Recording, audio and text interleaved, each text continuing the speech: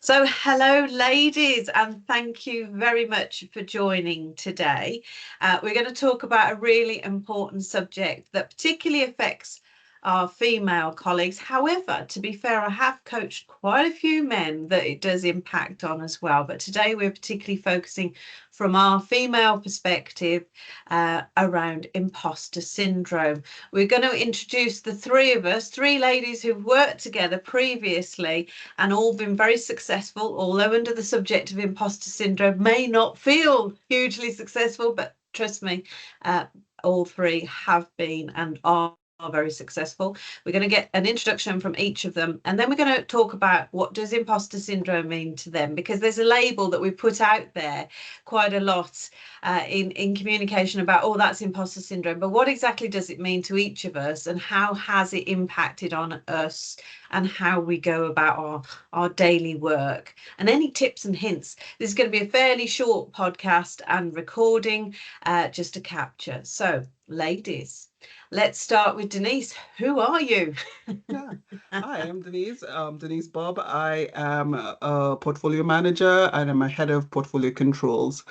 And I am a sufferer of imposter syndrome. My whole life, I've had to deal with it. Yeah, so I'm really interested in having this discussion and getting other people's perspectives. Thank you, Denise. And Claire. Hi, I'm Claire Moore. I am a Chief Operating Officer and have worked at exec level now for about 7 years, both in the energy sectors and also the financial services sector. And like Denise, I have managed, suffered, whatever you want to say, with imposter syndrome my whole life. And actually, it's got louder the more senior I've got in my roles as well. It's certainly amplified itself more. Times I manage it well, times I don't manage it so well. Yeah. Thank you, Claire. And I'll introduce myself. So I'm Vicky Docker, and I am a founder and owner of Empowered Change. Working for myself, I've worked in the corporate world for 30 years previously. So let's get into what does it mean. So let's first of all discuss between us, what does it mean? So this term imposter syndrome is quite a big label. So let's start with you, Claire. So for you, when I say imposter syndrome, what comes under that for you? So for me, the imposter syndrome is when I really start to doubt myself and think everything is luck. So every success I have, oh, that's down to luck. That's down to the team I had. That's down to everybody else, despite me. Or when people give me praise, I think they're only being nice. Like I said, particularly the more senior I've got, you get less feedback. So you have to self-diagnose whether you're doing well, whether you're not doing so well. And then when other people give you feedback, I think they're only being nice because of my job title, not they don't genuinely mean it. Yeah. And every negative I get, if a negative thing happens, even if it's only a small thing, I will take it as almost like a career limiting moment in my head, and I will amplify the negative interaction that's happened. So for me, that's how it kind of portrays itself, the main things that I feel when I'm really struggling with imposter syndrome. But I did just want to say at this point that what's the definition of imposter? And the definition, I've looked it up, is a person who pretends to be somebody else in order to deceive others for fraudulent gain. So I think sometimes when I try and reframe it under those words about pretending, deceiving, and fraudulent, actually that's a way that I think you can sometimes help manage the imposter. But I know we'll come on to a bit more of that later. Thanks, Claire. Lovely. Denise. I think it is really this narrative about myself that I've created, that I believe to be true, that is based on past experiences, past failures, past perceptions of inability to do stuff that I've just not reviewed ever or refused to review, or every time something happens that that I don't know, aligns with something that might have happened in the past or a past failure. It's like, see, you didn't really move on. You're still there, right? So no matter what I do, how many successes I have, I still think I'm really bad at this. I'm really bad at that. And something is going to happen to prove that I'm really bad at that thing. And so I don't really deserve to occupy this air that I breathe, this space that I occupy. And somebody's going to soon find out that I did it. So I constantly ask myself, how the hell did I get here? How the hell did I get this job? Why the hell did they hire me? Like these people, what's going on here? I constantly ask myself that and just don't get on with. Oh, I do get on with it, but there's always this little niggling thing in the back of my head going, soon somebody's going to figure out that I don't know, or my team is going to realize that they know a whole lot more than I do, right? And they're going to wonder why I'm here because they can get on with doing the job without me. Brilliant. Thank you, Denise. Thank you for that. And then for me, I think it's that inner voice. I think you're right, Denise, when you said that language. It's that an inner critic that is judging myself and going, who do you think you are? Who's gonna like think that you know what you're talking about? Actually people are gonna find out that, you're not as good as like, you're out there doing stuff, but you're not as good. And minimizing my own ability despite all of the ability, that sort of question mark, and fear and slight panic sometimes about, and I think Denise, you said it, about being caught out, what will happen and what will they say, and that sort of wanting to be liked and appreciated and valued, and almost like looking for that validation. And I think it was massively amplified for me in the corporate world, that sort of fear of, am I good enough? What do others think of me? Have I got this? Have I got the authority to make this decision? And that whole self-belief. So for me, it's a whole mixed bag of things. And interestingly, my voice has quietened a lot more since I've started working for myself, because it's down to me. So that's an interesting observation of going from corporate into working for myself as well. So I'm not saying I'm the fixed article, but just certainly it's different in how I'm experiencing it now. And I think Thank that, you. I think Claire's definition really does, hit a chord because you kind of think, yeah, I think I'm a fraud. Oh, and it's true. And you really have to deal with that, right? Amazing, amazing. Thank you. Let's move on to our second question then, which is about, so how does it get in the way? What does it actually do in terms of how it impacts you at work? So let's start with Denise this time. So how does having all of that thought and chatter going on in your head, how does it actually impact how you come across? Um, I think it has both negative and positive impact. I think the negative is completely within myself. So that, as you call it, the chatter, right? And I need to really work hard to separate the 10 voices in my head telling me I'm rubbish, I don't know what I'm doing, I'm not managing my team well, I'm not managing the job well, I'm not managing my remit well, and so on and so on. Um, and then, but outwardly, I think the positive part of it is that it forces me to focus. It forces me to really work on my kind of stakeholder management and kind of, you know, make sure that I'm having the right interactions with the right people and I'm doing the right things. Because and help me focus on what I bring to the table, and kind of decide that it's good what I bring to the table, but also what I don't bring to the table. So I always say, actually, sometimes the fact that I don't know and I don't understand something is good because it makes me ask the right question. And one of the things that I really believe in my heart is that 99.9% of the times when I ask something, there are 10 other people in the room who want the answer too. So and I believe that. And so that is the one thing that I hold on to all the time. I'm asking this question, but I know all of you in this room want to ask the same question too. So I'm not, it's not a horrible thing. And when I was in investment banking, I always say one of the things that I always learned that I learned in that particular bank was accepting when you don't know. And I've gone to so many meetings with really, really senior people saying, I don't know.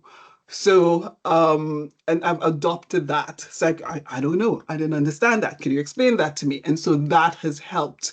That doesn't stop the doubts, but it is a way of dealing with stuff and of managing it. And also, I'm very, Vicky, kind of, I'm very introverted. And so self validation is part of my makeup. So then I can take a step back and go, did I do a good job? Did I not do a good job? And really validate myself there or not. And go, no, that was rubbish. And really believe it as opposed to looking outside to get people to give me that validation. I mean, that's how I manage it. There are people who really need to get kind of that external kind of thing, but for me, it's about me kind of being introspective fairly often about what I'm doing and what I'm not doing and what I could do better. Thanks, Denise. Claire, for you, how does it show up in your world? I think it hit the nail on the head there, Denise, when you talked about it being both a positive and a negative. I'll start with the negative side first, is that sometimes when I'm really, really under the cosh in terms of the imposter voice is loud, that inner critic is really loud, it can cause me to really self-doubt. So I might slow down on making decisions. I might feel that I'm not able to make the decision. So I'll check in with more people to validate that the decision is the right decision. So that can be kind of almost when it comes into its worst form. But when I talk to people, which I have done across the industry, about managing and living with imposter syndrome, a lot of people go, you really? You come across as really confident. I can't believe you have imposter syndrome, Claire. And so I don't think it actually does come out and very visible to other people very, very often, similar to what Denise said. But I think the way I've tried to reframe it and take that competitive advantage almost from it is it's a part of me. It's always going to be there. It's how I manage it. So now when I get that inner critic, I stop and I say, is that the imposter being fraudulent and lying to me? Or actually, is it really high EQ? Is it something in there that's saying, Claire, here's a warning sign. Here's That's something good. you need to be aware of. Yeah. Do you need to check in? And in that situation, I always come back to, I like to think in logic. I'm a very logical person rather than being a very emotive person. So I'll always come back. I'll look at data. I'll look at facts. I'll look at evidence. And that can help ground then sometimes that imposter. The other benefit, I think, really of the imposter syndrome is I always want to be better. I always want to try and improve myself and make things better for my team and for the customers and for the wider business. And again, I think that is a positive spin on the imposter, because the imposter is always wanting to see how they can do better. So almost I'm never quite satisfied with anything I've done, but that's because I always want to improve. I always want to see how I can make it better. So I think reframing the narrative of it's there, don't try and ignore it. How can you embrace it to help you, but not hinder you? Brilliant. Thank you for that. And for me, I think how it presents itself is probably perfectionism, wanting things to be absolutely perfect, well thought through, which can slow things down from a business perspective, and can add more pressure and sometimes slow you from actually taking action, because actually good enough is okay.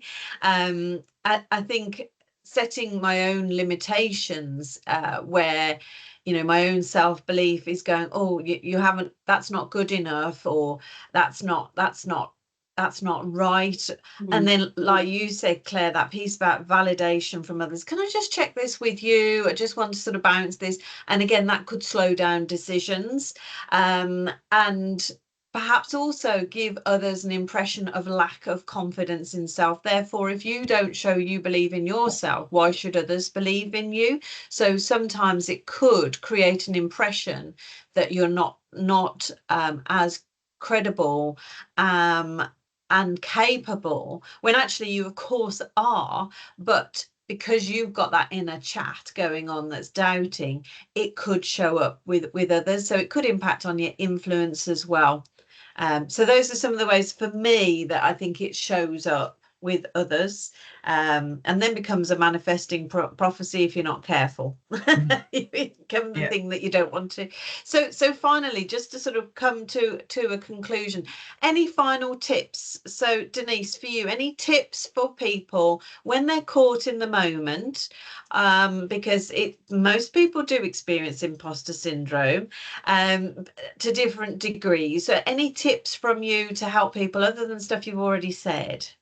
I think take a step back, do a little bit of introspection, figure out if this is a true reflection of what's actually happening, as opposed to what you think is happening, what you think people are thinking about you. I think also recognize that there are a whole lot less people thinking about you than you think, right? And that's the truth. And also, I guess the other thing I would say is realize and accept that the environment you're in is not necessarily hostile, right? And because I think there is also an assumption that I'm I'm occupying the space that somebody else should be occupying, and that other people feel that way. And as such, it makes it a hostile environment for you to be in.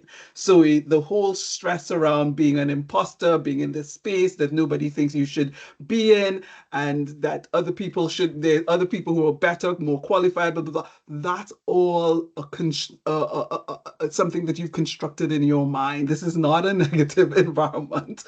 And just kind of, accept that. And there are lots of people around you to help. Thanks, Denise. Claire? I've got two things. The first one is when someone gives you a compliment, don't downplay it, don't minimize it, just say thank you. Even if in your head you've still got they don't really mean it, they're just being nice, etc. Just say thank you. And then write down that praise that you've had, that piece of positive feedback, so that when you have a wobble moment, you can go back and you can look at all the times when you had that positive feedback. Just say thank you. And the second one is create yourself a little network and surround yourself by people who will be honest with you, who, if you kind of go, I see this, I felt this, I believe this is the truth, they will actually say, yeah, you know what, you didn't smash it out the park there, let's talk about it, let's work it through. Or conversely, they'll go, what are you talking about? Did you not see how the audience reacted to that? Did you not see that? What was your goal? You got a yes, which was your goal from the meeting, your goal from that interaction. So they will help hold the mirror up to you. But they need to be people who will give you both the positive and the critique, because then you're more likely to believe the feedback. Brilliant. Thank you for that, Claire. And for me, I would say one thing is really build that inner confidence. If you need to do, like Denise said earlier, the introspection where you write down actually examples of your abilities, your examples of where you've done things that have been really positive and successful, even writing down daily your little wins, and looking at the end of the week at your achievements, even if they're small things, they still are going to boost your confidence. And confidence is a big key here in your own self-belief. And I think also remembering that when you're caught in a situation where you are starting to trip into, oh, what do I do? Is this going to be enough? Questioning yourself, to pause for a moment, take a really deep breath or several deep breaths, and not even react, actually, because when we react in the moment, we often say the wrong thing. So take a moment. If you need to deflect and ask somebody a question just to give yourself a moment, then do that, or take a sip of water, or just Ask if you can go back to the person and say, oh, that's a really good point, I would like to think about that, and come back to you, so that you buy yourself some time. And then my final piece would be, start to make a note of the moments that trigger you most, and either talk it through, like Claire said, with a group of people who you know and trust, or a friend, a work colleague, or even a coach, and actually explore what is it about that situation that's triggering you, and what do you need to let go of, so that you can move forward in that situation in future. Maybe set some anchors, some NLP techniques, or something that in the moment you can use to help you. So those are some of the points that I would suggest. Ladies, thank you very much for your input, your thoughts. Really thrilled to have your comments today, and it is interesting to see how common some of these things are, even in each of our descriptions. Yep. Any final comments from either of you before we wrap? No, I think we've scratched the surface there, Yeah. haven't we, on a Yes. much bigger topic. So it'd be great to spend more time talking about this. Yeah. Absolutely. Brilliant. Well, thank you very much, ladies. Thank Thank you. you.